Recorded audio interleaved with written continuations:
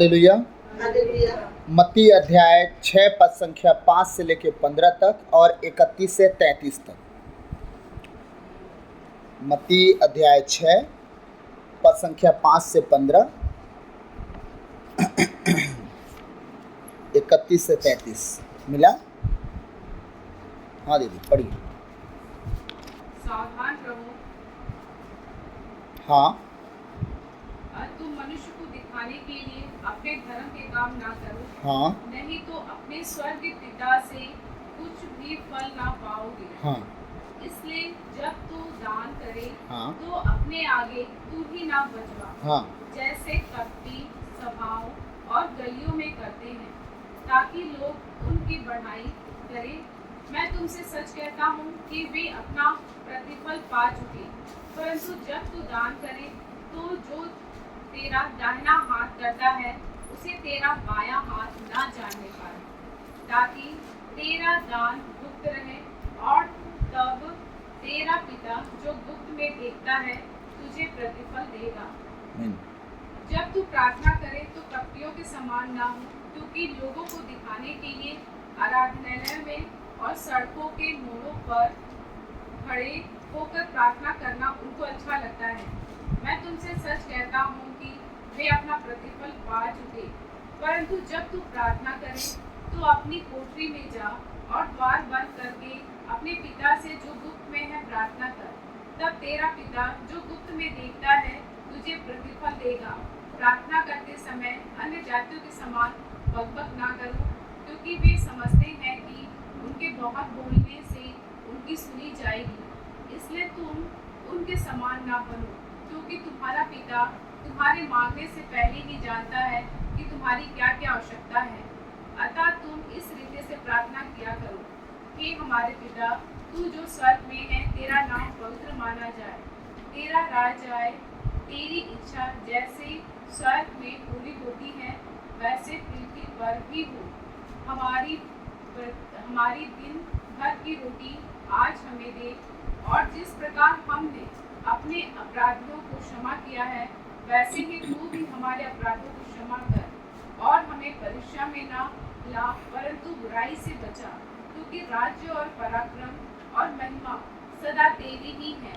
आमीन। इसलिए यदि तू मनुष्य के अपराध क्षमा करोगे तो तुम्हारा स्वर्गीय पिता भी तुम्हें क्षमा करेगा, और यदि तुम मनुष्यों के अपराध क्षमा ना करोगे तो तुम्हारा पिता भी तुम्हारे अपराध क्षमा ना करेगा।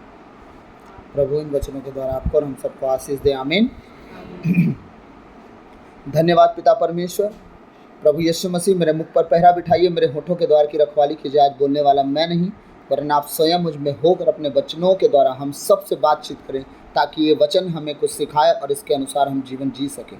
आपने प्रभु ये विषय दिया है कि हमें प्रार्थना कब, कहाँ, कैसे करना है। प्रभु इस प्रार्थना को हम सीख सकें और इस प्रार्थना के अनुसार जीवन जी सके। इस योग बना, ताकि हमारी परमेश्वर हर एक तरह से जो तू कहा है परमेश्वर के, तुम्हारी महिमा बढ़ती जाए जगत में। प्रभु हमारी महिमा बढ़ती जाए और हमारी महिमा के द्वारा परमेश्वर तेरा नाम ऊंचा होता जाए। यह प्रार्थना यीशु के नाम से मांगते हैं, सुनिए और दया से ग्रहण कीजिए। आमीन। हम आज प्रार्थना के विषय में जानेंगे। जोएल सुन रहे हो? बहुत अच्छे सुनना, क्योंकि मैं सच कह रहा हूँ, तुम्हारे ऊपर खुदा की नज़र बहुत अच्छे से लगी है और तुम सीरियस रहना ना बाबू, ठीक है? उम्र फ़र्क नहीं पड़ता तुम कितने साल के हो। सैमुएल नबी जो थे वो दूध छुड़ाई थी उनकी मम्मी 2 साल लगभग, है ना? और परमेश्वर के भवन में वो दे दिए गए। और बचपन से वो जब दूध छुड़ाए गए ना, तब से वचन कहता वो सेवा टहल शुरू कर दिए थे। किसके? एली के। मतलब वो बच्चा रहा होगा 2 साल का, बाबू लोटा लेके आ जा, है ना? वो सेवा टहल उसको बोलते हैं, वो शुरू कर दिया था। और वो क्या मिला? नबी मिला, है ना? ऐसा नहीं है कि नबी सिर्फ कहाँ मिलते हैं? भवन में रहने से। अगर ऐसा होता तो एलिय्याह का दास एलीशा बचपन से चर्च में नहीं रहता था वो, ठीक है? वो अपने बाप के साथ 12 हल के साथ वो हल चला रहा था, है ना?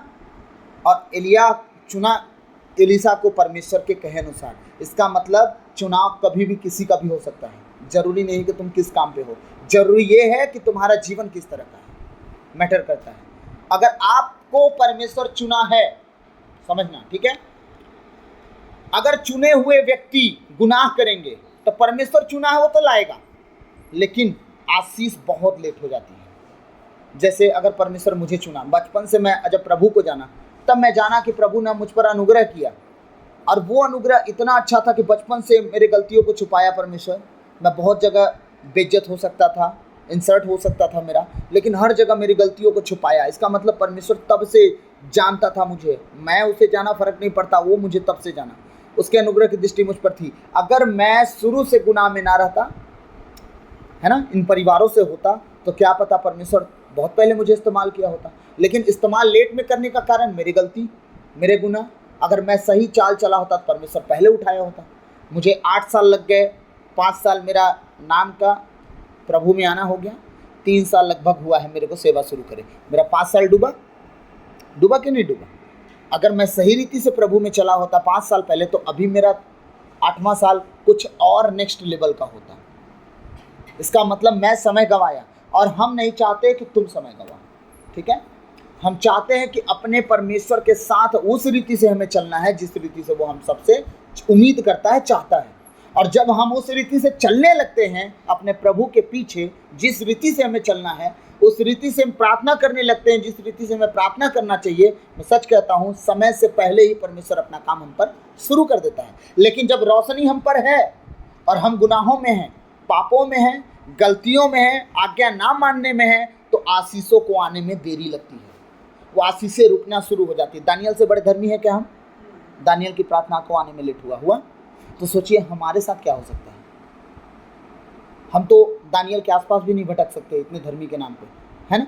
लेकिन जिस दिन हम कोशिश करना शुरू करते हैं प्रभु के काम को करने का, जिस दिन हम आगे बढ़ने का शुरुआत करते हैं, परमेश्वर सारी चीज़ों को अपने हिसाब से, हम क्या सोचते हैं, प्रभु हमारे लिए ये कर दे, प्रभु हमारे लिए ये कर दे, प्रभु हमारे लिए कर दे। मैं बताऊं आप लोगों से, मैं बचपन में क्या किया मुझे फ़र्क नहीं पड़ा ना, परमेश्वर को कोई दिक्कत हुई, लेकिन परमेश्वर को एक तकलीफ थी कि मैं सही रास्ते पे आऊँ। हाँ, मैं 5 साल 8 साल पहले जो दुआ कर रहा था, प्रभु मेरा ये बदल दे, ये बदल दे, मैं कभी नहीं जानता था कि मैं यहाँ आऊँगा, यहाँ इस जगह पे जो अभी कर रहा हूँ मैं, ठीक है।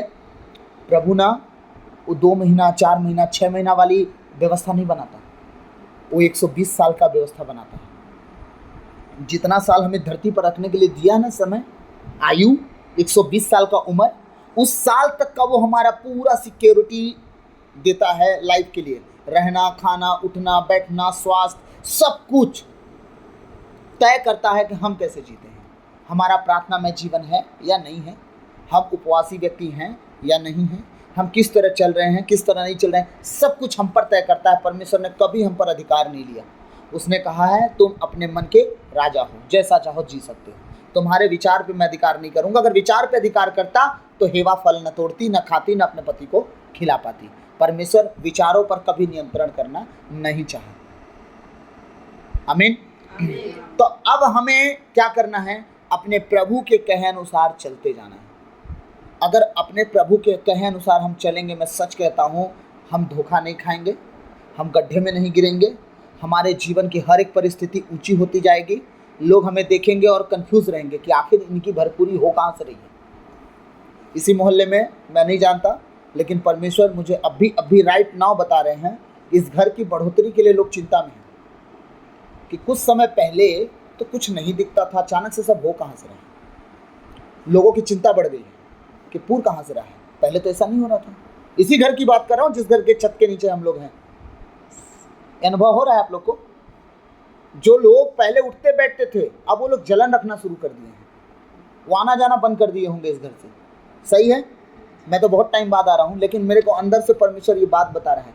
पता है क्यों? आपकी तरक्की से लोग जलते हैं, वो खुदा के हो सकते हैं जिनके अंदर जलन आएगी, खुदा के लोग नहीं है। नाम क्रिश्चियन रख लेने से, एक जाति हो जाने से, चर्च चले जाने से आप क्रिश्चियन नहीं हो सकते।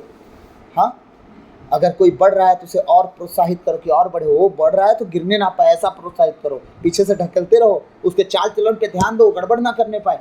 क्योंकि प्रभु का वचन कहता है अगर जब तुम खड़े हो तो स्थायी से सोचे रहना कि कहीं गिर ना जाओ, ध्यान देना इस बात का। मतलब शैतान गड्ढा खोदने पे लगा रहता है। इन सारी बातों का ध्यान देखते हुए हमें चलना है। तब हम आते हैं आप प्रार्थना के विषय पे, कि जब हम प्रार्थना का विषय समझ जाते हैं, कब कहाँ कैसे प्रार्थना करना चाहिए, तब हमारा जीवन और सिक्योर होते जाता है। आमीन। अब हम आते हैं प्रार्थना के विषय पर। कैसे प्रार्थना ना करें? ढोंगियों की तरह। ठीक, ढोंगियों की तरह प्रार्थना करने का मतलब क्या? अब हम लोग ढोंगियों की तरह प्रार्थना करते हैं? नहीं। लेकिन याद रखिएगा, कभी कभी क्या होता है, हम बहुत ग्रुप को देखे होंगे अपने ही पास में, सब प्रार्थना करने के लिए चलते हैं, इकट्ठे होते हैं, तो कभी कभी जिसे नहीं बोला जाता है प्रार्थना करने के लिए, पहले शुरू कर देता है। उन्हें बोले तक नहीं कि हाँ प्रार्थना शुरू करिए आप फलाना व्यक्ति, ना ना ना ना, उनको बोलने की जरूरत नहीं पड़ेगी, वो शुरू हो जाते हैं। वो दिखाना चाहते हैं कि हम कुछ हैं, हमें बहुत कुछ आता है, असल में उनको कुछ नहीं आता। पौलुस इतना ज्ञानी तो नहीं होंगे, फिर भी पौलुस कहता है मैं तो प्रभु कुछ भी नहीं हूँ। हाँ, अब बताइए, मूसा इतना ज्ञानी तो नहीं होंगे, फिर भी मूसा कहता है मैं कुछ भी नहीं हूँ। लेकिन हम जब कुछ कहते हैं कि हम कुछ हैं, तो हम मूसा से, पौलुस से, दानियल सबसे ऊंचा अपने आप को बना देते हैं। ये कहते हैं ढोंगियों की तरह प्रार्थना करना, जो यहाँ दिखावे के लिए लंबा चौड़ा हाथ देंगे, फटाक से क्रूस का चिन्ह लेके रोजरी माला शुरू कर देंगे अपना, लेकिन घर तबाह है, परिवार तबाह है। तुम मध्यस्थता अपने घर में ढंग से नहीं किए, यहाँ मध्यस्थता चला रहे हो, माता मरियम के सामने अपने घर परिवार को ढंग से नहीं रख पाए, यहाँ आके तुम ग्रुप में दिखा रहे हो कि हम बहुत बड़े होशियार व्यक्ति हैं। ये नुकसानदायक है, वो भला और प्रॉफिट नहीं होगा आपका। अगर आपको सेवा ही करना है, प्रभु का काम ही करना है, जो आप अभी ग्रुप में आके अगुवाई कर रहे हो, लीडरशिप कर रहे हो, तो पहली सेवा घर से होती है। हाँ, अगर सेवा ही करना है तो मध्यस्थता ही करना है, ढंग से करना है, आपको सिखाना है, तो पहली सेवा घर से शुरू होती है। इसीलिए बेइज्जती का कारण मत बनो, कल के दिन लोग आपको जज करना शुरू कर देंगे। बहुत अगुवाई करते हो भाई, तुम्हारा घर तो तबाह है, तुम्हारे बच्चे तो नशे में हैं, तुम्हारा पति तो बिगड़ा हुआ है, फिर आपका जवाब क्या होगा? तुम्हारी पत्नी तो चर्च नहीं आती, तुम्हारे बच्चे तो खत्म कहानी कर दिए हैं, और तुम यहाँ अगुवाई करते हो। क्योंकि हमने देखे हैं ना, पौलुस कहता है अध्यक्षों को ऐसे रहना है, डिकन लोग को ऐसे रहना है, हाँ, सबको सिखाया है, पंचों को ऐसा रहना है, सबको रहना सिखाया है। इसका मतलब पहली सेवा घर से होनी चाहिए। हम अगुवाई करने चले जाते हैं, हम ढकोसलाबाज नहीं बनना है। हमें बुरा ना लगे, मैं आप सबसे विनती करूंगा, किसी को बुरा ना लगे, बस मैं ये चाहता हूँ जिस तरह प्रभु चाहता है चलाने के लिए, उस तरह चल के देखे। ढकोसला करने की जरूरत न पड़ेगी। आपके हृदय में अगर उत्साह है खुदा का काम करने के लिए, खुदा खुद खड़ा कर देगा, आपको रोना पीटना नहीं पड़ेगा। मैं बोला ना, मैं कभी नहीं जानता था कि मैं कभी सुसमाचार सुनाऊंगा। मैं डरता था। जिस दिन पहली बार मुझे ऑनलाइन वचन देना था, बस 5 मिनट का वचन था कि भाई तू कुछ भी विषय उठा तो एक वचन बोल और उसी में 5 मिनट तू दे दे, बस इतना ही काफ़ी है। मैं काँप रहा था डर के मारे, क्या बोलूँगा। और कौन थे पता है? जो शुरू में क्रिश्चियन बन रहे थे, जो शुरू में वचन सीख रहे थे, उनके बीच में बोलने में मुझे इतना डर लग रहा था पहली बार। मतलब मैं तैयार नहीं था, लेकिन वो डरना, वो भय मानना परमेश्वर से, वो सोचना कि प्रभु कुछ गलती ना हो जाए, वो परमेश्वर देखा होगा, और वही मेरा शुरुआत हुआ। अब मैं कभी जान भी नहीं रहा था कि मैं वचन बांट पाऊंगा कभी। मैं वचन कभी तक मुझे छूता तक नहीं था। लेकिन जब अनोखी भाषा, परिचित भाषा प्रवेश की जीवन में, मैं सच कहता हूँ, वो काम करना शुरू कर दे। यहाँ एक एक जन जिसको अपरिचित भाषा मिला, जब आप वचन पढ़ते होगे, वचन आपको समझ में आता होगा। कुछ वचन पढ़े जाते हैं कि हम किताब की तरह पढ़ जाते हैं, लेकिन जब हम परमेश्वर की आत्मा में परिपूर्ण होकर जीवन जीते हैं ना, जब वचन पढ़ते हैं तो वचन समझ में आते हैं, उनकी गहराई समझ में आता है, उनका भेद, उनका प्रकाशन समझ में आता है। लेकिन आप बिना आत्मा के बाइबल पढ़िए, एक आप चाहे इंग्लिश की बुक पढ़ लीजिए, चाहे हिंदी की किताब पढ़ लीजिए, चाहे बाइबल पढ़ लीजिए, कोई फर्क आपको नहीं समझ में आएगा। फिर एक करिया अक्षर व्हाइट कॉपी पे लिखा गया है बस। लेकिन जिस दिन आत्मा मिलता है, आत्मा की परिपूर्णता में हम चलते हैं, उसके डर से कांपते, भय मानते हुए परमेश्वर के वचन में चलना शुरू करते हैं, तब वचन की गहराई, फिर ये काला अक्षर नहीं रह जाता है, ये जीवन की पुस्तक में लिखा हुआ सुनहरा अक्षर हमारे लिए हो जाता है। आमीन, आमीन, हालेलुया। ढोंगियों की तरह प्रार्थना नहीं करो। वे सभागृहों में और चौकों पर खड़ा होकर प्रार्थना करना पसंद करते हैं, जिससे लोग उन्हें देखें। मैं तुम लोगों से यह कहता हूँ, वे अपना पुरस्कार पा चुके हैं। एक दिन की बात बताऊं, हालेलुया, एक दिन की बात बताऊं।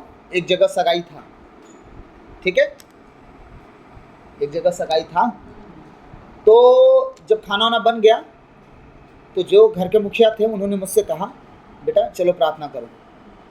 तो कुछ धुरंधर लोग आए थे, प्रार्थना के धुरंधर लोग, ठीक, वो लोग भी खड़े थे। तो मैं बोला, इन लोग के सामने तो मैं प्रार्थना नहीं कर सकता, क्योंकि ये तो जज करने वाले लोग हैं, तुरंत फैसला भी सुना देते हैं, ठीक है। तो मैं बोला, नहीं, इन लोग को करने दीजिए। तो उन्होंने क्या कहा, जो जज थे वहाँ के प्रार्थना करने वाले, उन्होंने कहा नहीं नहीं, आज हम देखेंगे कि तुम कैसे प्रार्थना करते हो, हम भी तो सुने। मैं बोला महारथियों, परमेश्वर ठीक है मुझे कहा कि चुप रहना, है ना, अब तो बिल्कुल मैं चुप हूँ।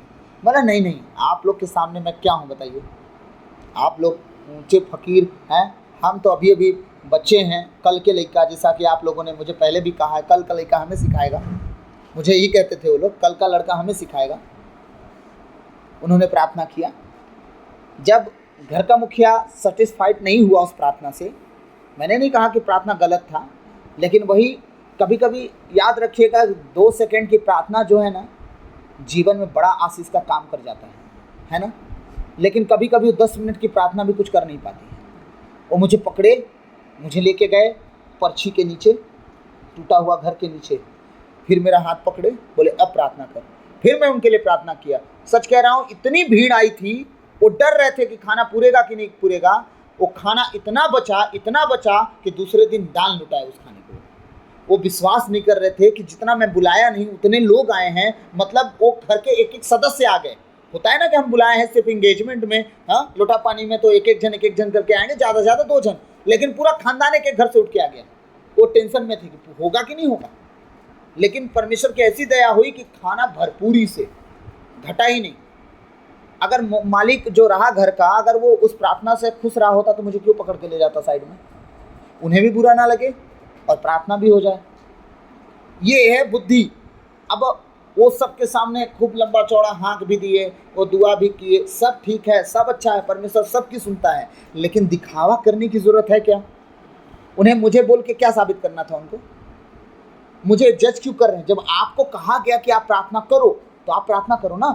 क्या साबित करना कि मेरा देखना कि क्या करना, ये सब नहीं करना है हम सबको। हम सब प्रभु के लोग हैं। किसी को ऊंचा दिखाने के लिए, किसी को छोटा करने के लिए दुआ नहीं करनी है।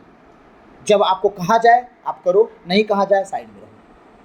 परमेश्वर ने कहा ना, जब तुम्हें भोज पे कोई बुलाए या शादी विवाह में बुलाए तो आगे की कुर्सी मत पकड़ लेना, ताकि मालिक आए तो हाथ पकड़ के पीछे ले जाए, भाई तुमसे और ऊंचा व्यक्ति आया है, सबसे पीछे बैठना, ताकि जब बुलाया है तुम्हारा हाथ पकड़ के सबके सामने आगे लेके जाए, आदर पाओगे तुम।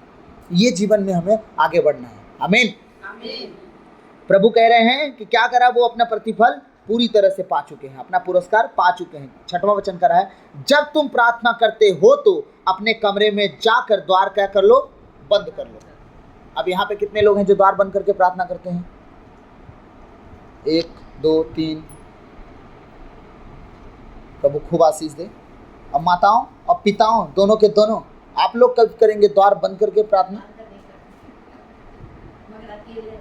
हाँ, ये अच्छा है, फिर तो पूरा घर है आपका है।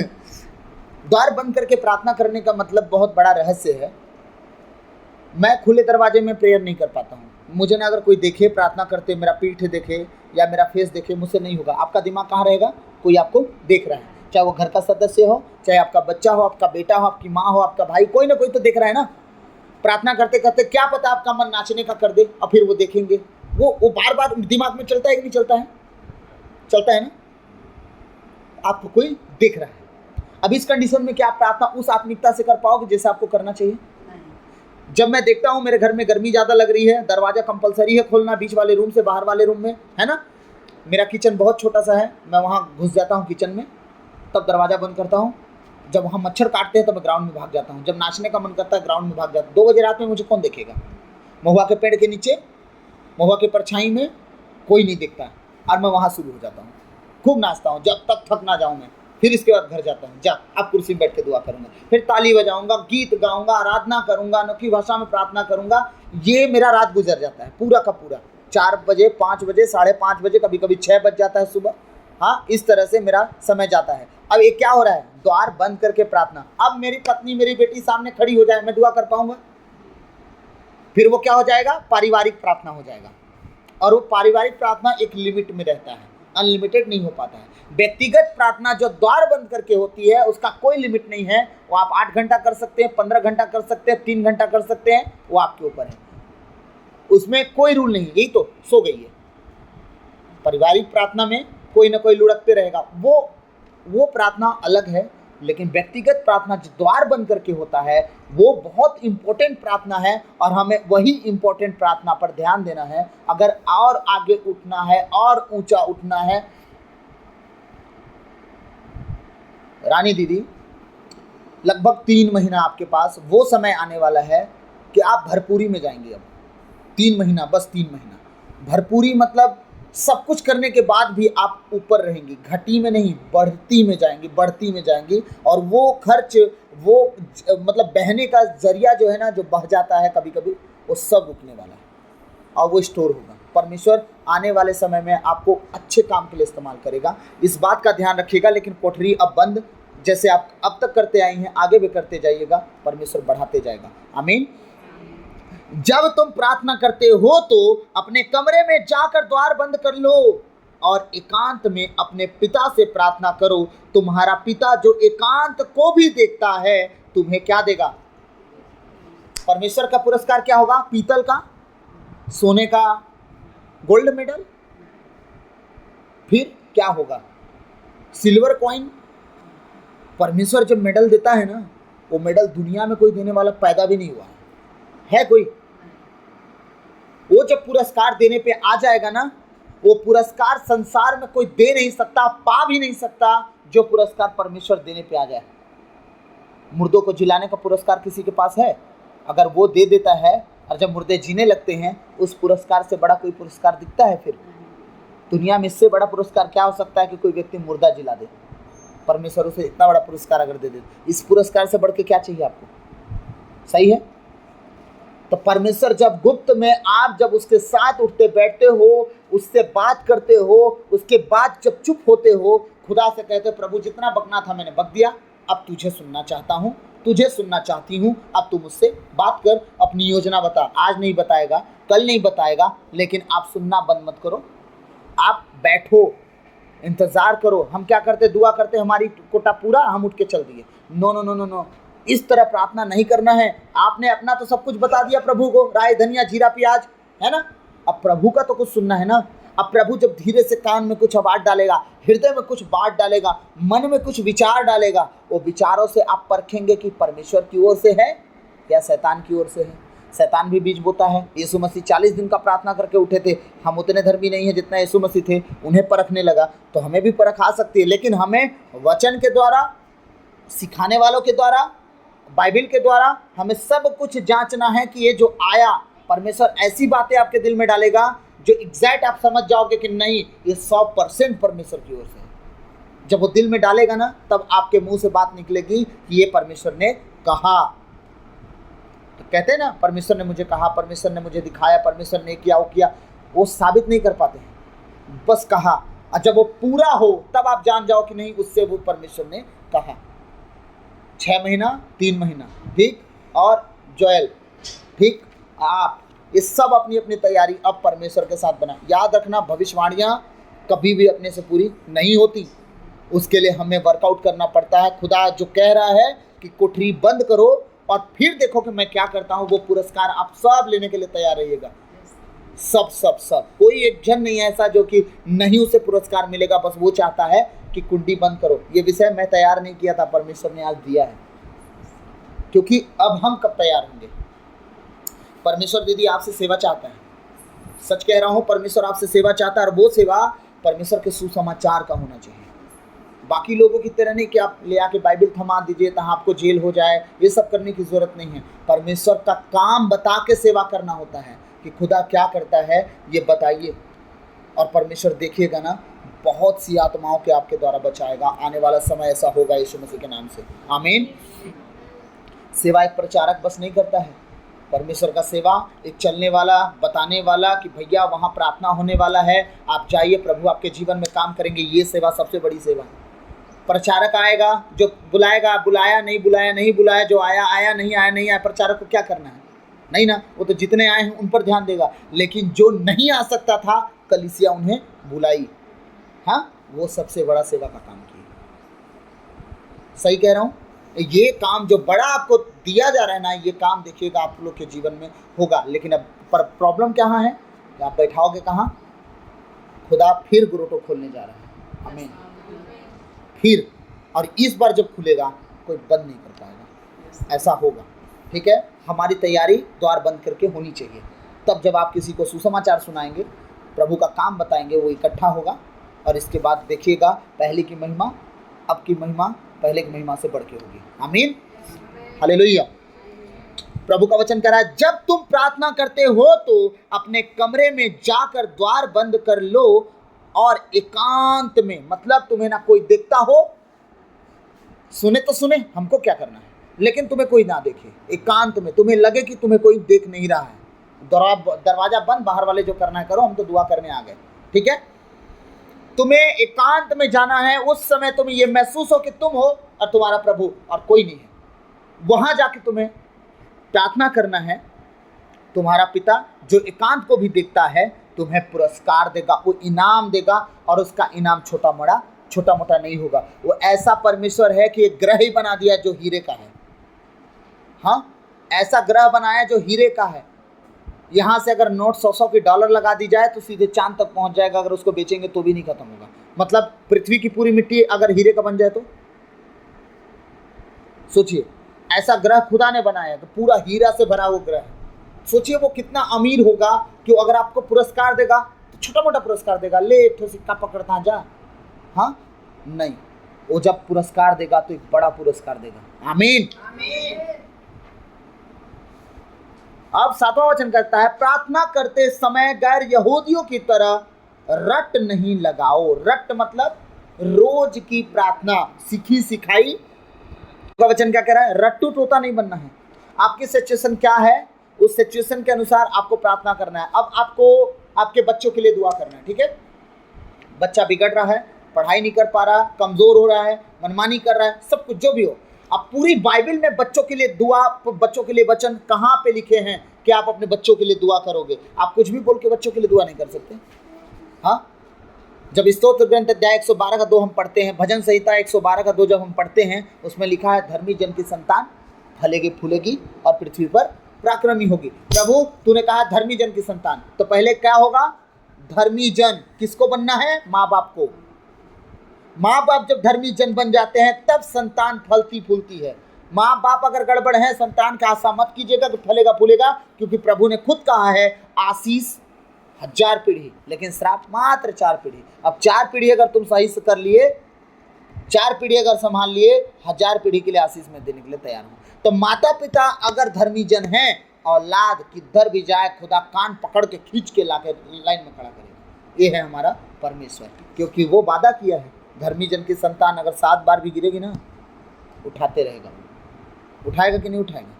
जब वो गिरेगी तो उठाएगा। जब परमेश्वर वादा किया तो उसके वादे कभी टलते हैं? उसने कहा है, मेरे नाम से ज्यादा ऊंचा अपने वचन को मायने दिया है ना। कहता है आकाश का टल जाना, पृथ्वी का टल जाना सहज बात है, कोई बड़ी बात नहीं है, लेकिन लिखा हुआ एक बिंदु बिना पूरा हुए नहीं टल सकता। तब हमें वचन का मान करना है, प्रभु के वचन के साथ प्रार्थना करना है। अपने परिवार के लिए, अपने परिस्थिति के लिए आपको क्या वचन चाहिए, वो परमेश्वर एक एक वचन अपने पूरे बाइबल में लिख के रखा है। परिवार के लिए प्रार्थना करना है। परिवार गड़बड़ है, पति गड़बड़ है, पत्नी गड़बड़ है, प्रेरित 16:31 क्या कहता है? आप ईसा मसीह विश्वास करिए, आप और आपका घराना मुक्ति पाएगा। तू विश्वास कर, तू और तेरा घराना उद्धार पाएगा। मतलब प्रभु तूने कहा है, मैं विश्वास करती हूँ तू महान है, तू दयालु है, तू कृपालु है, तू गुनाहों को पापों को क्षमा करने वाला परमेश्वर है। पिता मेरा उद्धार कर, मेरे घराने का उद्धार कर। अब ये दुआएं कैसे नहीं सुनी जाएंगी? अगर नहीं सुनी जाती, मैं सच कहता हूँ, मेरा बाप मुझे देखना नहीं चाहता था, अब मैं जाता हूँ तो मेरे बाप की आंखों में आंसू आता है। मैं जब वहाँ से निकलता हूँ तो ये वचन प्रेरित 16:31 मेरे जैसे घर को बदल डाला। तो सोचिए, आप तो प्रभु के दायरे वाले हो। हालेलुया। बदल चुके हैं क्या? वो तो जन्म से प्रभु के हैं। हाँ, जब मेरा परमेश्वर मेरे घराने को बदल दिया, आपके घराने को नहीं बदलेगा। दीदी आपका भाई बदलेगा। माँ आपको दुआ करना है अपने बेटे के लिए, ठीक है? वो बदलेगा और जल्दी बदलेगा। उसका टाइम आ रहा है, क्योंकि जब जिंदगी ना बहुत लात मारती है तो इंसान क्या करता है, अपने रास्ते को बदलता है, और उसका रास्ते बदलने का टाइम आ रहा है। बस अब हमें लौ लगाना है उसके लिए, ताकि ना सच में पूरी रीति से वो सारे रास्तों को छोड़ दे जिस रास्तों पे चल रहा है, ठीक है? और अब उसे डांट फटकार की ज़रूरत नहीं, अब उसे प्रेम की ज़रूरत है, क्योंकि उसे सब तरफ से डांट फटकार, नकारता सब मिल चुकी है। अब उसे ना थोड़ा प्रेम दिखाना है, और खुदा का रास्ता बताते रहना। वो एक न एक दिन परमेश्वर का वचन कभी भी यूं ही वापस नहीं आता, वो अपना काम करता है। आमीन, हालेलुया। प्रार्थना करते समय गैर यहूदियों की तरह रट नहीं लगाओ। वे समझते हैं कि लंबी लंबी प्रार्थनाएं करने से तुम्हारी सुनवाई होती है। दो तरह की प्रार्थनाएं हैं, एक लगातार एक ही तरह की प्रार्थना, रट्टू तोता बनने वाला, जो किताबी प्रार्थना हम करते हैं, लिखा लिखा प्रार्थना का किताब खरीद लेते हैं, जैसे सिखाया रहता है। तुम दूसरों का लिखा हुआ जो किताब होता है वो अपनी प्रेरणा से किताब में छापा है। तुम अपने हृदय को कब खुदा के सामने रखोगे? दूसरे के हृदय को तो तुम रख रहे हो उसके सामने, तुम्हारे हृदय में क्या है तुम कैसे जानोगे? उनकी 100 प्रार्थनाएं लिखी गई हैं, उसमें से एक प्रार्थना आपको मैच कर रहा, 99 प्रार्थना फालतू का पढ़े जा रहे हो, वो किसी काम का हुआ? वो एक तरीका सिखाया गया है कि इस रीति से हमने प्रार्थना करके अपना अनुभव शेयर किया है, अब तुम भी इसी रीति से दुआ करो। लेकिन हम क्या करते हैं, कोई किताब मिलती है प्रार्थना की, हम खरीद लेते हैं, इसके बाद उसी को दोहराते रहते हैं। दो तरह की प्रार्थना मैंने बताया, जैसे कि एक धनवान व्यक्ति के पास वो विधवा औरत गई, हाँ गई ना, रट लगा दी, भाई मेरा तू न्याय कर, मेरा तू न्याय कर, नाक में दम की। यीशु मसीह ने क्या कहा? जब वो ना परमेश्वर से डरा ना इंसान से डरा तो भी न्याय करा, नाक में दम करने के कारण, तो तुम मेरे भी नाक में दम करो ना, मैं तुम्हारा न्याय करूंगा ना। तो हम प्रभु को नाक में दम करना नहीं जानते, हम रट्टू तोता बन जाते हैं, बस मिठू मिठू मिठू मिठू, बस एक ही चीज आता है।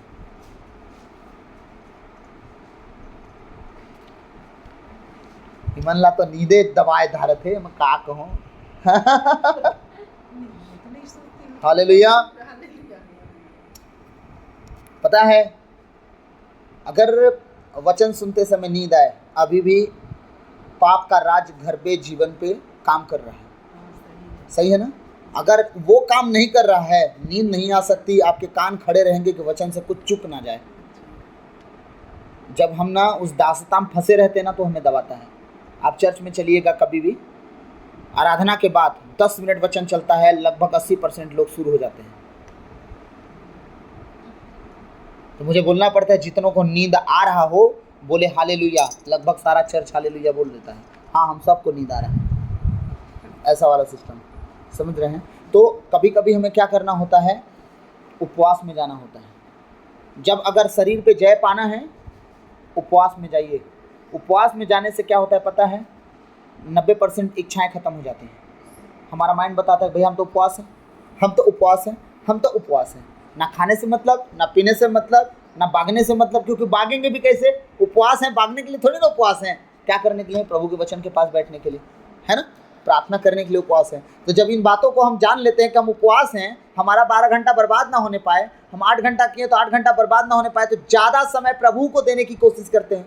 जितना टाइम हम खाएंगे उतना टाइम बाइबल पढ़ लेते हैं। वो क्या होता है, आपकी आत्मिक उन्नति शुरू हो जाती है। इसलिए उपवास इतना इंपॉर्टेंट चीज़ है कि शरीर की 80% अभिलाषाओं को मार देता है उपवास। आप 2 दिन उपवास करके देखिए ना, सारे अरमान मर जाएंगे, सारे अरमान खत्म। जितने मन में जागते होंगे ना अरमान, वो भी खत्म।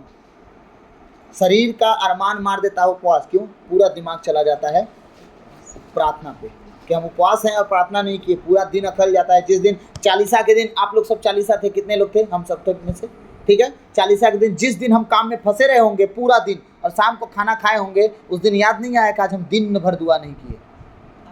लगा कि नहीं लगा? लगता है ना? वो ज़्यादा दिल में दुखता है। खाना किस काम का हुआ, हम दिन भर उपवास रहे और प्रार्थना नहीं कर पाए। तो इसलिए इम्पोर्टेंट है उपवास करना। अगर शरीर पे जय पाना है तो 3 घंटा का ही सही, लेकिन उपवास करना। आमीन, आमीन। प्रार्थना करते समय गैर यहूदियों की तरह रट नहीं लगाओ। वे समझते हैं कि लंबी लंबी प्रार्थनाएं करने से तुम्हारी सुनवाई होती है। तो मैंने 2 तरह का प्रार्थना बताया, एक नाक में दम कर देने वाला प्रार्थना और एक रट्टू तोता बन जाने वाला प्रार्थना। उसका उत्तर नहीं आता, लेकिन नाक में दम करने से क्या होता है? परमेश्वर उसको मजबूरन पूरा कर देता है, चाहे किसी के द्वारा करे, लेकिन करता है। हालेलुया। उनके समान नहीं बनो, क्योंकि तुम्हारे मांगने से पहले ही तुम्हारा पिता जानता है कि तुम्हें किन किन चीजों की जरूरत है। मैं आप सबसे एक बात पूछूं, यीशु मसीह लाजरुस को जिंदा करने से पहले धन्यवाद बोले कि जिंदा करने के बाद धन्यवाद बोले?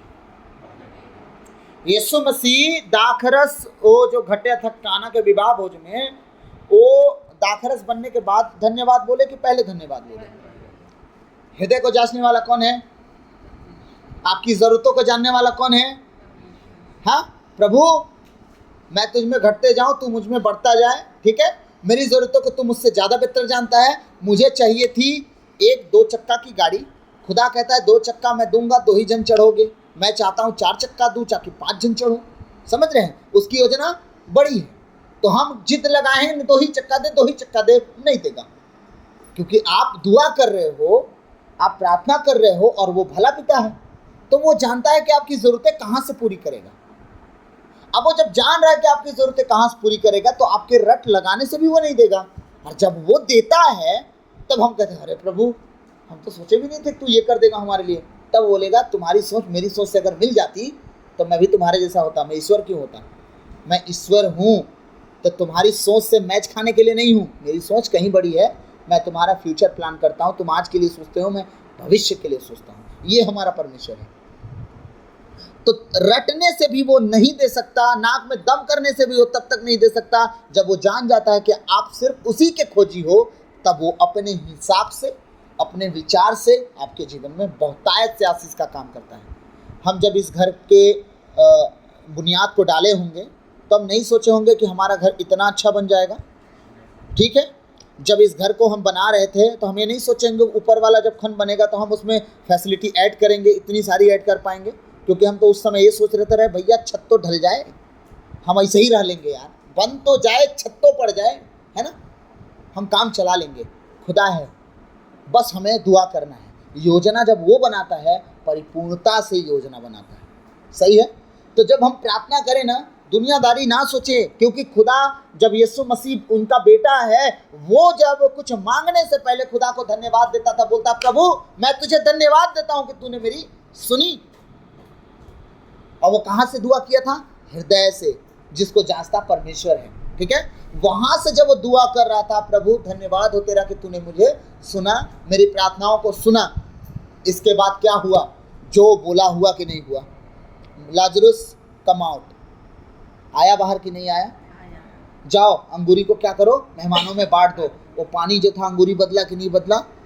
बदला ना, धन्यवाद देने का कारण। अब देखिए, हम जब प्रार्थना करते हैं तो हम ये सोचते हैं कि परमेश्वर कुछ जानता नहीं, अभी बताना पड़ेगा उसको, क्योंकि तो गूंगा है। बताए ना थे अभी कि यीशु गूंगा बहरा है, क्या इतना चिल्लाते हो तुम लोग, है ना? तो हमारा प्रभु तो गूंगा बहरा है, तभी ना हम दिन भर यीशु पवित्र आत्मा करते रहते हैं। आइए पवित्र आत्मा, मुझ में आइए पवित्र आत्मा। कहीं और थे क्या वो? तो अपनी गलती कारण बाहर निकालो, गलती सुधारो, अपने आप तुम्हारे साथ है वो। दुनियादारी करने की जरूरत नहीं। रोने पीटने से वो आ जाते तो सबके ना अंदर आ जाते। तब तो सबसे ज्यादा ईसाई लोग रोते हैं, सब में आ जाते वो। सब में नहीं आ रहे हैं, इसका कारण क्या है? जो पापी बैठा वो भी बोलता है पवित्र आत्मा, धर्मी बैठा वो भी बोलता है ये पवित्र आत्मा। तो पवित्र आत्मा के क्या करे? तुम्हारे सामने डांस करते रहे, तब तुम मानोगे कि आग रूपी खंभा बन जाए जैसे मूसा के सामने थे, कि बादल का खंभा बन के आके भर जाए पूरा यरूशलेम का मंदिर कोहरा में, तब आप मानोगे कि पवित्र आत्मा है। अगर पवित्र आत्मा ना होते तो पलक भी ना झपकती आपकी। इसका मतलब वो आपके साथ निरंतर रहते हैं, आपके गुनाहों के कारण थोड़ा सा डिस्टेंस में हो जाते हैं, है ना? आप गलती सुधारो, रोने पिटने की जरूरत नहीं। पवित्र आत्मा इंटर है आपके अंदर, क्योंकि वो आपके शरीर में विराजमान है, क्योंकि आपका शरीर ही परमेश्वर का मंदिर है। दुनियादारी जानने की जरूरत नहीं है। जब आपका शरीर ही परमेश्वर का मंदिर है तो दुनिया भर का हल्ला करने से अच्छा अपनी गलतियों को सुधारो। दुनिया भर का दुआ करने से अच्छा, लंबी लंबी प्रार्थना मना किया ना वो, है? दुनिया भर का दुआ प्रार्थना करने से अच्छा अपनी गलतियों को सुधार के प्रभु के साथ एकदम पूरी रीति से उसके वचन के अनुसार, उसके नियम कानून आज्ञा 10 आज्ञा सब कुछ मानो चलो। पवित्र आत्मा इनसाइड है, आपको सिखाते जाएंगे, गाइड करते जाएंगे। घर कैसे बनेगा, दराज कैसे बनेगा, सीढ़ी कैसे बनेगी, रेलिंग कैसे लगेगा, सब वो सिखाते जाएंगे और परफेक्ट होगा। कल के दिन ये नहीं होगा कि मुझे ये तोड़ना पड़ गया, नहीं होगा। क्यों? क्योंकि सिखाने वाला जब सिखाता है ना तो करेक्ट सिखाता है। अब हम गलती में हैं, हम लूट खसोट के धरे हैं, तो फिर वो क्या होगा? नुकसान में जाता है। ये बनाए, ओ ये खराब हो गया, इसको तोड़ना पड़ेगा, नुकसान हुआ। बना चीज नुकसान होता है ना टूटने के समय। तो ये चीज़ें परमेश्वर की ओर से नहीं आती, वो हमारी गलतियों से आती है। तो जब हम प्रार्थना करें तो दुनिया भर की बातें दिमाग में लेके ना चलें। हम प्रभु से कहें प्रभु तेरा धन्यवाद हो, तू तो जानता है हमारी दुआएं क्या है, ठीक है प्रभु, हमारी ये दुआएं हैं, लेकिन मैं तुझसे प्रार्थना करता हूँ, फलाना व्यक्ति को संभाल, हाँ, मेरे घर को संभाल, मेरे पड़ोसी को बुद्धि दे, हम प्रेम से रह पाएँ, क्योंकि पड़ोसी एक दूसरे के भाई आधी रात में कूदने वाले व्यक्ति होते हैं। अपनी प्रार्थना को हम लास्ट में रखना है, हमको लास्ट में, ठीक है। अब मैं बताऊंगा कौन कौन पड़ाव में चलेंगे हम लोग, पहले भी शायद बताया हूँ, अभी भी बताऊंगा। हालेलुया। प्रार्थना करते समय गैर यहूदियों की तरह रट नहीं लगाओ, वे समझते हैं कि लंबी लंबी प्रार्थना करने से हमारी सुनवाई होती है। उनके समान नहीं बनो, क्योंकि तुम्हारे मांगने से पहले ही तुम्हारा पिता जानता है कि तुम्हें किन किन चीजों की जरूरत है। तो इस तरह प्रार्थना किया करो, स्वर्ग में विराजमान हमारे पिता, तेरा नाम पवित्र माना जाए। पहला चरण क्या है प्रार्थना करने का? उसको बोलो कि तू महान है। परमेश्वर अपनी तारीफ खुद कर सकता है क्या? परमेश्वर स्वयं की महिमा खुद कर सकता है क्या? वो हमें बनाया है उसकी महिमा करने के लिए। तो हम पहला क्या करेंगे उसकी? ये बताइए, जब यीशु मसीह हमें कहते कि 2 मिनट का प्रार्थना कर, तो रात भर क्या कर रहे थे? वहाँ टाइम पास चल रहा था उनका घुटनों पे। जो 2 मिनट की प्रार्थना यहाँ लिखवा दिया हमसे, हे पिता हमारे तू जो स्वर्ग में है, वो 2 मिनट की प्रार्थना बता के क्या घंटों भर क्या कर रहा था? वहाँ टाइम पास चल रहा था। सोच के देखिए खुदे, हमें 2 मिनट की प्रार्थना करे बताएगा और घंटों प्रार्थना कर रहा है। सुनिए, ये प्रार्थना का एक मतलब एक रास्ता है, इस रीति से आपको प्रार्थना करना है। अब उस रीति से प्रार्थना हम जानेंगे। पहला क्या चला? परमेश्वर की बड़ाई, तू महान है, तू दयालु है, अति करुणामयी है, यीशु नाम की जय जय हो, तू प्यार का सागर। ये क्या है? भजन और गीत। हम उसके गीतों के द्वारा, उसके नाम की महिमा के द्वारा उसकी बड़ाई कर सकते हैं, बोल सकते हैं, तेरे जैसा न कोई मिला, हमने ढूंढा सारा जहां। हम क्या कर रहे हैं? उसकी बड़ाई कर रहे हैं। घंटों बीत गई क्या करते समय? उसकी बड़ाई करते समय। प्रभु ने क्या कहा? तुम घड़ी भर मेरे साथ नहीं जग पाए ताकि तुम परीक्षा में ना पड़ो। 1 घंटा प्रार्थना किस लिए हो गया? कि तुम परीक्षा में ना पड़ो। वो घड़ी भर की प्रार्थना यीशु मसीह ने कहा कि परीक्षा में ना पढ़ने के लिए है। आज हमारा 30 मिनट 40 मिनट हो जाता है, लगता है हम बहुत बड़ा प्रार्थना कर लिए। अब भूलना मत, यीशु मसीह ने अपने चेलों से कहा तुम घड़ी भर 1 घंटे रुको ताकि ये परीक्षा से निकलने के लिए हो। और हमारा प्रार्थना 20 मिनट 25 मिनट नहीं होता है, हमारा प्रार्थना जयसु हो जाता है। अब ये बताइए, अभी तो परीक्षा में से निकलने तक की हम प्रार्थना नहीं कर पाए, तो आगे का जो तरक्की है वो कहाँ से आएगा? आएगा तरक्की? वो सामर्थ, वो बड़े बड़े काम खुदा के कहाँ से देखेंगे? अब इस बच्चे के ऊपर परमेश्वर का अभिषेक आशीष ठहरना चाहता है। जब ये टिकेगा नहीं अपने माँ पापा के साथ, तो वो आएगी कहाँ से? अभी इसका मन करेगा बैठ के प्रार्थना करने के लिए 3 घंटा? नहीं ना। रास्ता पकड़ाने का काम किसका है? 1 2 3, एक जो उधर गए हैं 4, हाँ, एक बड़ी दीदी है 5, इनको तो खुदे अपने लिए टाइम नहीं है। एक तो सो रही है। तो समझ रहे मेरी बात? अब हम जब रास्ता नहीं बताएंगे तो बच्चे कैसे तैयार होंगे? तो हमारा 1 घंटा का प्रार्थना किस लिए है बच्चों? परीक्षा में ना पढ़ने के लिए। अब जब परीक्षा के बाहर निकलने वाला प्रार्थना वो 1 घंटा के बाद शुरू होता है। 1 घंटा जब हम प्रार्थना करते हैं तो क्या क्या आता है? फलाना ने ये बोला, ढिकाना ने ये बोला, कल मुझे ड्यूटी जाना है, ड्यूटी की मैडम ने ये बोली, पड़ोसी जो बैठती है ये बोली, उसका तो कचरा गिरा रहता है, वो कभी अपने जूठा तक साफ नहीं करती। वो सारी चीज़ें जो बीते दिनों में हुआ रहता है ना, वो दिमाग में 1 घंटे चलते रहता है। वो क्या है? परीक्षा में ना पढ़ने का आपको वो दिया गया है काम। अब 1 घंटा जब आप प्रार्थना कर लेते हैं, तब आप कहाँ जाते हैं? उस लेवल पे पहुंचते हैं जहां स्वर्गीय है परमेश्वर का और रास्ता आपके लिए, द्वार खुलने वाला जो गेट है, वहां पहुंच जाते हो। 1 घंटा के बाद वाली जब प्रार्थना आपकी अब गड गड गड गड गड चलते रहती है, तब वो प्रार्थना स्वर्ग का दरवाजा हिलाना शुरू कर देता है। खुदा खोल हमारे लिए। अब जब वो रास्ता खुलना शुरू होता है, गेट खुलना शुरू होता है, तब आपके जीवन में वो काम होने शुरू हो जाते हैं जो आपने कभी सोचा तक नहीं था। आप लोग वो प्रार्थना के लेवल को बढ़ाइए और देखते जाइएगा इसी घर में परमेश्वर कितने बड़े बड़े काम करके दिखाएगा और आप लोग उसके गवाह होंगे। मुझे बोलने की जरूरत नहीं पड़ेगी। आमीन, हालेलुया। जब तुम प्रार्थना करो तो क्या करो? स्वर्ग में विराजमान परमेश्वर की तारीफ करो, महिमा करो, बड़ाई करो, आराधना करो, उसके उस नाम के भजन को गाओ जिसमें उसका नाम ऊंचा ठहराया गया। हाँ, उस तरह के। ठीक। अब दूसरा क्या है? तेरा राज जाए, तेरी इच्छा जैसे स्वर्ग में पूरी होती है इस पृथ्वी पर पूरी हो गई। क्या उसकी इच्छा है? कि सब परमेश्वर के राज में प्रवेश कर जाएं। तो आपके नज़र में जितने गुनाहगार, गलती करने वाले, सही रीति से ना चलने वाले हों, उनके लिए आप क्या करें? दुआ करें।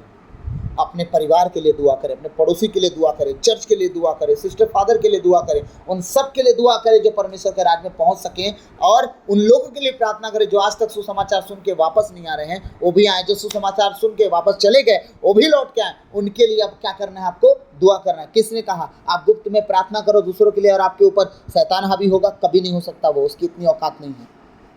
लेकिन आपकी प्रार्थना परीक्षा के बाहर होनी चाहिए, परीक्षा के अंदर नहीं। 1 घंटा की प्रार्थना की बात किसी का नाम लेके देखिएगा, ठीक है, कुछ दिन के अंदर उसका जीवन ना बदल जाए। मैं क्या कहूँ, चाहे वो कोई हो। मैं सच कहूँ, अगर सुनील भैया के लिए मैं प्रार्थना घंटों बाद अगर शुरू किया हूँ तो सुनील भैया का मानसिकता बदला होगा कहीं ना कहीं। मैं तो नहीं जानता उनका कैसा मानसिकता है, लेकिन आप लोग बताएंगे बदला है कि नहीं बदला है।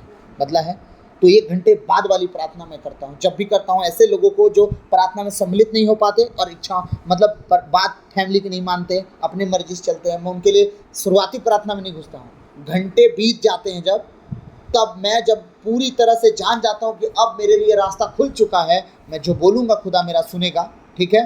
तो 2 कंडीशन है, सुनने और ना सुनने का। कभी कभी कान पकड़ने के लिए खुदा नहीं सुनता है, सामने वाला जो ज़्यादा टेढ़ा चल रहा है कान पकड़ेगा, ठीक है। अगर वो टेढ़ा नहीं चलाना चाहता, अब ये सुधारना चाहता है, तो वो सुधारने की तैयारी भी कर देता है। तो ये सारी चीज़ें। अब हमें क्या करना है? अब दूसरों के लिए दुआ करना है। दूसरा लेवल क्या हुआ? दूसरों के लिए दुआ करना। आधा घंटा उधर बीत गया, 45 मिनट, 1 घंटा आराधना में गए, वो चला गया परीक्षा से पार होने के लिए। अब आधा घंटा इधर आ गया, 1.5 घंटा तो ऐसे ही चला गया, ठीक है। फिर क्या करो? आप अपने परिवार के लिए प्रार्थना करो, दूसरों के लिए प्रार्थना करो, फिर आराधना में चले जाओ। जब नींद आने लगे, होता है ना, प्रार्थना करते करते फिर नींद आता है, फिर आप चले जाओ आराधना में। फिर 15 मिनट, 20 मिनट, आधा घंटा आराधना का एक गीत, लंबा सा गीत ले लो। आजकल तो यूट्यूब पे बहुत लंबे लंबे गीत आए हैं, हेडफोन में लगाओ, आप आराम से बैठो, आराम से तकिया में बैठ लो, ठीक, ताकि बैक पेन ना हो। शरीर को कभी भी आपको पेन करने का टाइम ना मिले कि भाई मैं तकलीफ में हो, अब सो जा। शरीर को बताओ भैया फुल कंफर्टेबल हम तुमको बैठा दिए हैं, अब शांति से आराधना करने दो। अब जब नींद आने लगे प्रार्थना के टाइम, आप क्या करो? फिर से आराधना शुरू कर दो। अब आराधना किस चीज़ का हो? पहला आराधना था परमेश्वर की बड़ाई का, अब आराधना हो आपके छुटकारे का, अब आराधना हो सामर्थ पाने का, अब आराधना हो आत्मा पाने का, अभिषेक पाने का। अब आराधना इस तरह से करना, क्योंकि जब हम आराधना करते हैं, जो तुम बोलोगे तुम्हारे लिए हो जाएगा, जैसा तुम सोचोगे वैसा बन जाओगे। तब आप गीतों के द्वारा क्या बोल रहे हो? अपने लिए अच्छी बातें। अब वो हो रहा है, हाँ, थोड़ा थोड़ा आपको पता नहीं चलेगा, लेकिन आने वाले दिनों में जब अपने मुंह से आप बोलोगे, जीवन जब लोगों का बदलेगा, तब आप कहोगे बाबा हम तो सोचे भी नहीं थे, हम तो बस आराधना ही की है, बाकी तो कुछ कर नहीं पाए। वो आराधना आपकी लाइफ को बदल सकता है, क्योंकि आराधना में है चंगाई, आराधना में है छुटकारा। आमीन। तो प्रभु क्या कह रहा है? स्वर्ग में विराजमान हमारे पिता, तेरा नाम पवित्र माना जाए, तेरा राज आए, तेरी इच्छा जैसे स्वर्ग में वैसे पृथ्वी पे भी पूरी होवे। आज हमारा दिन भर का आहार हमें दे। अब बताइए, जो भविष्य की चिंता की आज तक कितना गाड़ लिए? धन, सोने का सिक्का, बैंक में करोड़ों, भविष्य की चिंता करने वाला नहीं ना। प्रभु ने कहा कल तुम्हारा नहीं है, कल मेरा है। कल की चिंता कल कर लेगा, उसको भी मैं काम दिया हूँ। वो भी एक पर्सन है, कल जो कभी नहीं आता हमारे लिए, वो कल जो है वो एक पर्सन है, वो अपना काम करेगा। तुम्हारे लिए आज की मुसीबत काफ़ी है, तुम आज ही अपने लिए दुआ करो। कल की चिंता करने का तुम्हारा काम नहीं है। कल क्या पता तुम रहो ना रहो।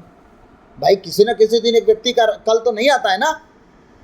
एक दिन आता है कि उसी आज में एक दिन व्यक्ति मर जाता है, वो कल नहीं आ पाता है उसका। जैसे मान लीजिए एक व्यक्ति है, आज जीवित है, बोलता है कल मैं कुछ करूँगा, आज रात में ही मर गया, तो कल उसका आया नहीं ना। तो कल की चिंता उसे मत कर, तू आज के लिए मुसीबत काफ़ी है भैया, तू आज का काम कर, कल अपना चिंता खुद कर लेगा। इसलिए परमेश्वर ने दृष्टांत दिया है, चिड़ियाओं को देख लो, पेड़ पौधों को देख लो, घासों को देख लो, ना कमाते हैं, ना जोतते हैं, ना बोते हैं। हाँ, तो आप कहोगे तो क्या हम नौकरी छोड़ दें? कल ये वचन डाला हूँ, नौकरी छोड़ दें। एक बात बताइए, आप नौकरी छोड़ने के लिए कौन बोला? छोड़ना होता तो परमेश्वर देता क्यों? दिया है, इसका मतलब वो चाहता है कि इसके द्वारा आप मेरा काम करो, अपना घर चलाओ, भिखारियों की तरह नहीं, राजाओं की तरह जीवन जियो, अच्छे से रहो, ताकि लोग देख के कहें कि हाँ ये परमेश्वर के लड़के हैं, बेटे बेटियां हैं, इनको भरपूरी से परमेश्वर ने दिया है, आज़ाद जीवन जी रहे हैं। वो आपसे पूछना है, हम भी तो कमाते हैं भाई, तुम्हारा जीवन इतना अच्छा क्यों है? तब आप गवाही दे पाओगे। है ना। तो नौकरी का बहुत तरह से फ़ायदा आप ले सकते हो। ठीक, दूसरी बात, जिनके पास नौकरी नहीं वो क्या करें, दुआ करो, मिले ना मिले आप खुदा का काम करो, वो अपने लिए रास्ता निकाल देगा। चाहे नौकरी देना होगा नौकरी देगा, नहीं देने का होगा नहीं देगा। फिर आपको इतना बड़ा सेवक भी बना सकता है कि लाखों नौकरी के सामने कुछ भी नहीं है। हाँ, अभी की मिनिस्ट्री ऐसे ऐसी चल रही कि एक दिन में 19 लाख रुपये चैरिटी कर रहे हैं वो लोग। कहाँ से आ रहा है पैसा? 19 लाख महीना में, साल भर में नहीं कमा पाते होंगे आप लोग। वो एक दिन की चैरिटी है, वो 19 लाख रुपया एक दिन की चैरिटी, सोच लीजिए। और कौन है वो? प्रभु के लोग, बड़े बड़े दास हैं। सोचिए, एक दिन की चैरिटी 19 लाख रुपए की। परमेश्वर है कि नहीं उनके साथ? एक कोई आम आदमी कर सकता है एक दिन का 19 लाख का चैरिटी? 1 करोड़ 90 लाख रुपया 10 दिन में, 1 करोड़ 90 लाख 10 दिन की है चैरिटी। और वो कंटिन्यू चल रहा है। ये नहीं कि हाँ 1-2 दिन महीना भर कर दिए, नो नो नो नो, वो चले जा रहा है कुछ सालों से, वो कंटिन्यू चल रहा है। प्रतिदिन चर्च में शादी होती है, पर डे। वो जो 10 लाख की कलीसिया है ना, पर डे एक बेटे बेटी का जोड़े का शादी होते ही रहता है, एक दो शादी होते रहता है। पूरा खर्चा मिनिस्ट्री उठाती है, उनका रहना खाना आने वाला फ्यूचर सब कुछ प्लान करके। अगर लड़का लड़की लायक है तो ठीक, नहीं तो काम देते हैं, चलो काम करो, कुछ लगो। इसका मतलब क्या है? परमेश्वर देता है जब तो सोच समझ के नहीं देता है, अनलिमिटेड देता है, बस लायक बनो। मैं आपसे पूछूं, AK-47 लोड करके इस बच्चे के हाथ में आप थमाएंगे?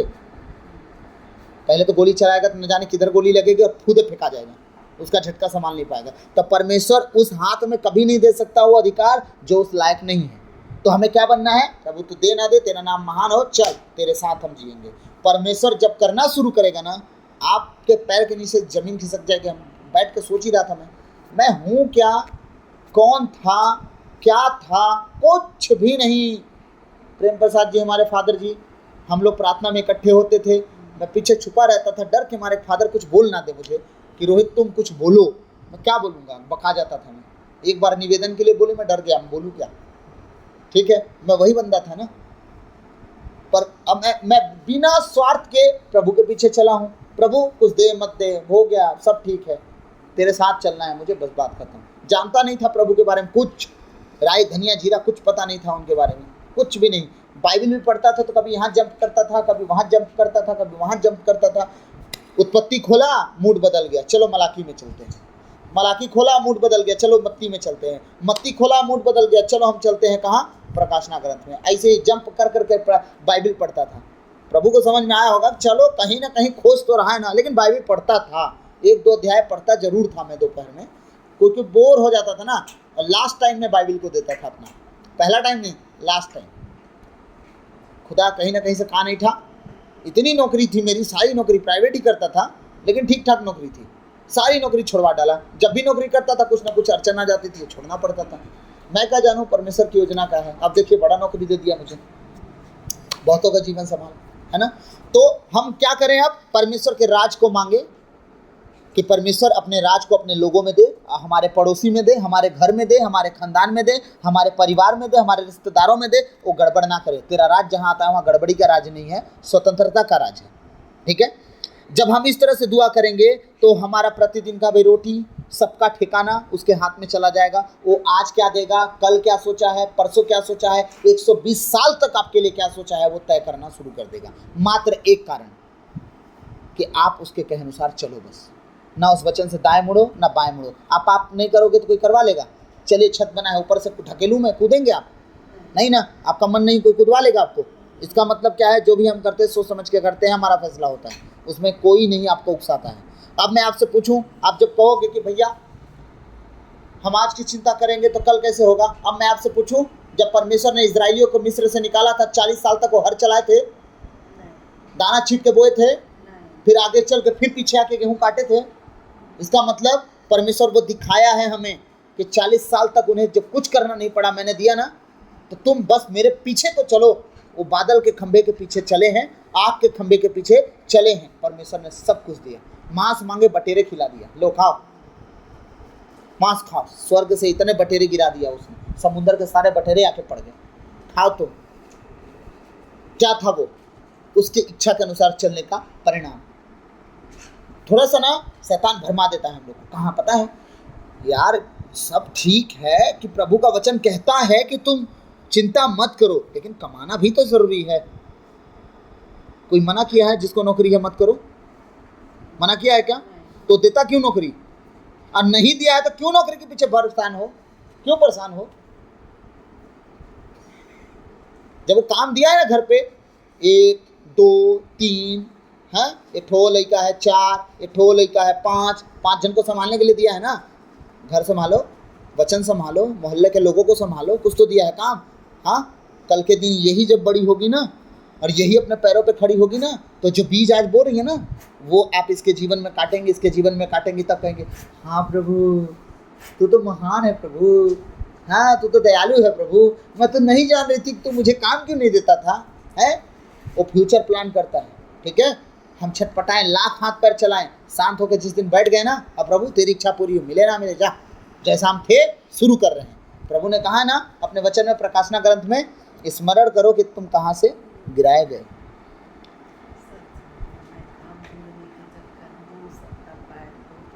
हाँ, काहे बता रहे हैं इधर, आप देखिए, आपको तो खुदा ने काम दिया है ना। हाँ, हालेलुया। और क्या कह रहा है, हमारे अपराध क्षमा कर जैसे हम भी अपने अपराधियों को क्षमा करते हैं। अब यहाँ वचन क्या कह रहे हैं, हमारे अपराध क्षमा कर जैसे हम भी अपने अपराधियों को क्षमा करते हैं। आपके अपराधियों को आपने क्षमा किया, ये वादा कर रहा है ना यीशु मसीह, सिखा रहे हैं ना वादा करके कि प्रभु हम अपने अपराधियों को क्षमा करते हैं, तू भी हमारे अपराधों को क्षमा कर। तो आप बताओ, अपने अपराधियों को क्षमा करते हो? अगर हाँ, तो आपके अपराध क्षमा होंगे, आपको बहुत दुनियादारी नहीं करना पड़ेगा, नाक रगड़ना नहीं पड़ेगा जमीन में। आप प्रभु से कहोगे प्रभु मुझसे हो गई गलती, मुझे क्षमा कर।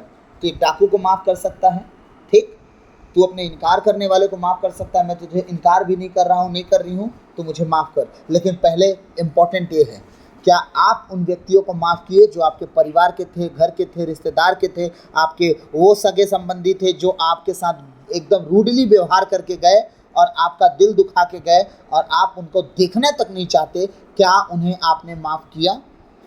दो तरह का माफ़ करना होता है। एक माफ़ करना अपने मुंह से अपने सामने बोल के और दोबारा कभी ना मिलना, ये माफ़ करना नहीं होता है। माफ़ दूसरे तरीका क्या होता है, एक व्यक्ति अगर एक बार धोखा दिया तो क्या गारंटी दूसरे बार धोखा नहीं देगा? कोई गारंटी है नहीं। इसका मतलब आप उनसे मिलो, कुछ दिन बाद, समय लगता है भाई, इंसान है, थोड़ा हृदय कठोर रहता है सबका, कुछ दिन बाद मिलो उनसे, जय यीशु बोलो, उनसे बोलो माफ़ कीजिएगा, हमसे हो गई गलती। इसके बाद कीप डिस्टेंस, दूरी बना के रखिए, वो गिरने गिराने का कारण ना बनने पाए। जितना ज़्यादा हो सके सामने वाले व्यक्ति से दूर रहिए आप, क्योंकि ये एक बार वो गड्ढा में गिरा दिया, कितना दिन आप डिप्रेशन में थे, कितना दिन अपने आप को ठोकर खिलाते रहे, ठोस पहुंचाते रहे, दुखी रहे, दोबारा भी वो कर सकता है। इसलिए उस व्यक्ति से दूर रहें। आपने माफ़ी हो गई, बेलजोल हो गया, जय यीशु हो गया, कहानी खत्म। सेम जगह सेम इज्जत उस व्यक्ति को कभी मत दीजिएगा जो एक बार आपको गिरा चुका है। ठीक है, हालेलुया। और हमें परीक्षा में न डाल, बल्कि बुराई से हमें बचा। ठीक, अब अगर वो बुराई से नहीं बचाएगा तो हम बुराई में तो फंसते जाएंगे। अब ये बताइए, परीक्षा में अगर वो डाल देगा तो हम निकल पाएंगे? जब अगर बचाने वाला मारने पे आ जाए तो कोई बच सकता है? तो हमें क्या करना है प्रभु से कि प्रभु हम पर दया कर, उसकी दया हमें मांगते रहना है, भूलना नहीं है। ठीक है, हम पर दया कर, हम पर कृपा कर, अपने अनुग्रह की दृष्टि हम पर लगा। ये चौथा स्टेप है। पहला क्या था, उसकी आराधना प्रार्थना, उसकी दूसरा क्या था, दूसरों के लिए करना, अपने परिवार के लिए करना। तीसरा क्या था, फिर आराधना प्रार्थना। ठीक है, और चौथा क्या है, आज की चिंता, कल की चिंता सब छोड़ छाड़ के अपने लोगों को माफ करना। ठीक है ना, और दया मांगना। पांचवा क्या है, दया मांगना, उसकी कृपा मांगना, उसका प्रेम मांगना। अपने जीवन में मेरे गुनाहों को क्षमा कर, अपराधों को क्षमा कर, मेरी गलतियों को क्षमा कर, मुझ पर दया कर, प्रभु मुझे माफ़ कर। हाँ, मेरे हर एक बुराई से मुझे बचा ले, ताकि मैं परीक्षा में ना पढ़ूँ। क्योंकि मैं अगर गलती करे रहूँगा, शैतान मुझे लपेट लेगा। मैं अगर गलती में रहूँगा, पाप में रहूँगा, शैतान मुझे फंसा देगा। अपने पापों को अंगीकार करो, उससे मांगो, उससे कहो मेरे पापों को क्षमा करे। पांचवा लेवल। अब छठवां लेवल क्या है? छठवां लेवल ये है, अपने जीवन में जो आपको चाहिए, जिसके लिए आपको दुआ स्पेशली करना है, अब एक छठवां टॉपिक होना चाहिए आपके अपने जीवन के लिए प्रार्थना करने का। लास्ट होना चाहिए। अपनी प्रार्थना पहले नहीं रखना है, पहले अपने खुदा का नाम ऊंचा करना है। ठीक, हमारी अंतिम प्रार्थना होनी चाहिए क्या? छठवां नंबर कि हम अपने जीवन के बारे में जो हमें चाहिए, नौकरी चाहिए, घर चाहिए, बंगला चाहिए, गाड़ी चाहिए, बच्चे चाहिए, बच्चों का फ्यूचर चाहिए, क्या चाहिए, वो अंतिम प्रार्थना आपकी होनी चाहिए प्रभु से। लास्ट में कहे, प्रभु अगर तेरी इच्छा हो तो मेरे जीवन में ये हो। मैंने अपना बात तेरे सामने रख दिया। लास्ट बात क्या है, पहला से बताऊं? पहले लगभग 30 मिनट आप रख लीजिए प्रभु की बड़ाई करने के लिए, उसकी स्तुति आराधना करने के लिए, बल्कि 1 घंटा ले जाइए, आप 60 मिनट ले जाइए, ठीक है। फिर दूसरा नंबर क्या है, अपने अड़ोस पड़ोस के लोगों के लिए, अपने रिश्तेदारों के लिए, अपने भाई परिवारों के लिए दुआ करना, ठीक है, उनके लिए प्रार्थना करना ताकि वो बचें, आप बचो, आपका घराना बचाया जाए, समझ रहे ना। वो प्रेचर 16:31 रख लीजिएगा, उस वचन को भी साथ में, ठीक है। तीसरा नंबर फिर से आराधना स्तुति जाना, अपनी चंगाई के लिए जो आपको जुड़ा हुआ जिस चीज़ से आत्मा में भरना है, आत्मा का गीत गाइए। हाँ, सामर्थ पाना है, सामर्थ का गीत पाइए। अगर आपको छुटकारा चाहिए गलतियों से, गुनाहों से जो बार बार हो जाती है, उसके गीत गाइए, ठीक है। और आपको चंगाई चाहिए, चंगाई के गीत गाइए, ठीक है। तो वो आधा घंटा फिर ले जाइए उस गीतों में, ठीक। और चौथा नंबर मैंने क्या बताया, फिर से भूल गया मैं। हाँ, अपनी चिंता छोड़ के क्षमा मांगिए परमेश्वर से, अपने गलती गुनाहों को मांगिए परमेश्वर से, उससे कहिए प्रभु हमें माफ़ कर, हम पर दया कर, हमारी चिंताओं को दूर कर, हम इन बातों में फंसे हुए रहते हैं प्रभु, हम इन चिंताओं से निकलें। हाँ, हमारी चिंता से हमें मुक्त कर, ठीक है। 5वां टॉपिक है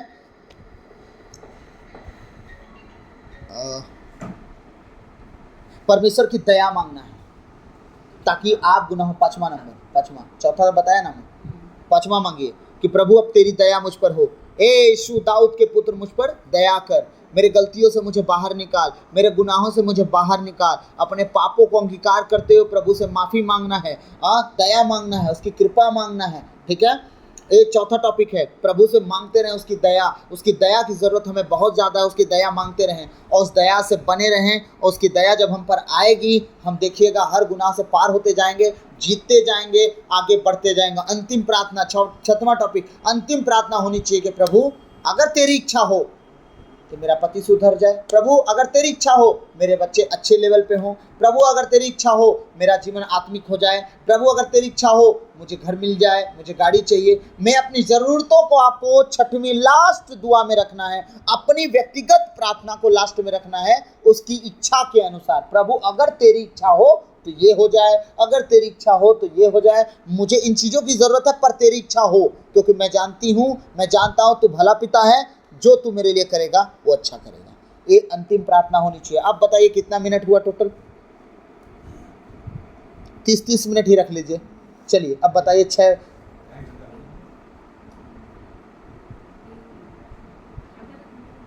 कितना हुआ टोटल? 3 घंटा हुआ। आप सोचिए कहाँ चले गए? आप उस घड़ी भर की प्रार्थना के उस परीक्षा से पार होके उस स्वर्गीय स्थान पहुंच गए जहां आपकी ज़रूरतें पूरी होती हैं। 1 घंटा से सीधे 3 घंटा में चले गए, पता चला? 3 घंटा पहुंच गया। जब हम दुआओं में जब जाते हैं ना, इसी तरह से 3 घंटा कब चला जाएगा नहीं पता, लेकिन कब?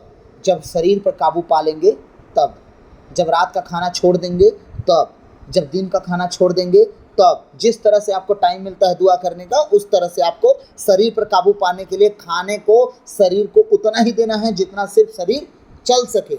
इतना नहीं देना है कि शरीर क्या दे कि भैया अब तो हमें चाहिए नींद,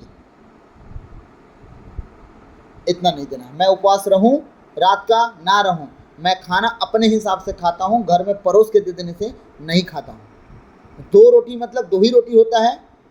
अब फिर शाम को अगर मैं लेट में दोपहर में हैवी खाना खा लिया दोपहर में, रात में खाना छूता ही नहीं हूँ मैं, 3 बजे भोर में खाऊंगा। मैं 3 बजे भोर में जब मैं पूरी प्रार्थना कर लूँगा कि अब हम 1 घंटा और टिक सकता हूँ खाना खाने के बाद, तब मैं 3 बजे 3:30 बजे भोर में खाना खाऊंगा कि 1 घंटा झूप झाप के हैवी होने के कारण मैं दिन भर से पेट खाली अचानक डालूंगा तो नींद आता है।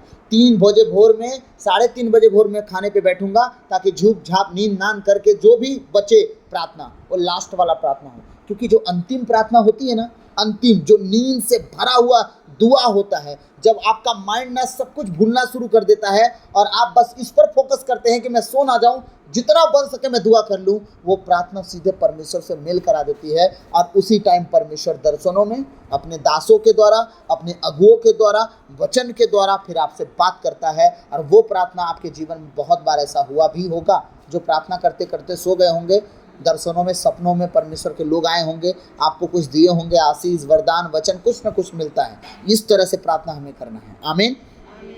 यदि तुम दूसरों के अपराध क्षमा करोगे तो तुम्हारा स्वर्गीय पिता भी तुम्हारे अपराध क्षमा कर देगा, ठीक है। परंतु यदि तुम दूसरों के क्षमा नहीं करोगे तो तुम्हारा पिता भी तुम्हारे अपराध क्षमा नहीं करेगा। आपको क्या करना है? हर उस व्यक्ति को मानना है जो दुनिया में है, जिसने गलती किया, अपराध किया, उनके सारे गुनाहों, अपराधों को क्षमा करना है और आपको परमेश्वर के सामने बने रहना, ताकि परमेश्वर आपको संभाले, बचाए और आगे लिए चले। आमीन।